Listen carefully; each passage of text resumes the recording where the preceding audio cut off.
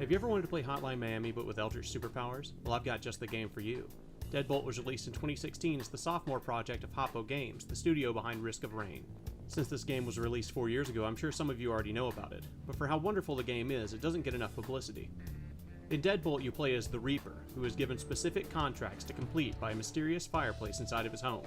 These contracts act as missions to complete, similar to the phone calls in Hotline Miami.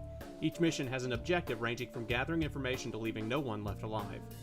Though the Reaper can use his unholy powers to do things like turn into mist and leap through air vents, he dies from one hit.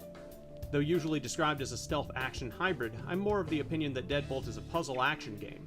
Each map is laid out so that you have to decide the best way to proceed, where proceeding the same way will usually have the exact same outcome. That's not to say that the game doesn't rely on your reflexes as well, but it makes sure that you look for a more advanced and tactical way of solving the problems given before you. It reminds me a lot of something like Marble Madness or Hotline Miami in that way. If you die, you start over immediately from either the beginning of the contract or your last checkpoint. With the many upgrades you can buy using the currency you accrue throughout the game, you'll unlock different ways of going about each mission. This works to the advantage of anyone who wants to commit a self-applied challenge of only using certain weapons, or just simply wanting replayability out of the game. There are several different ways to play the game, so much so that the top 2 speedrunners of Deadbolt play the game with 2 entirely different weapon sets.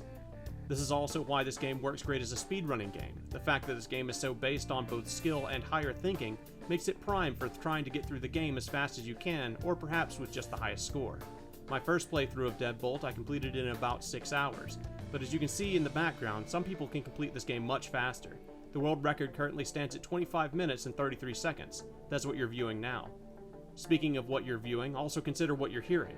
The music that has been going on in the background of this entire video is from the game's soundtrack. The music and atmosphere of this game are amazing. Typically when I play a game, I like to have something going on in the background to watch. Not with Deadbolt. I wanted to listen to this music all throughout my playtime. The pixel graphics are masterfully crafted as well, making for wonderful visuals out of a very limited medium.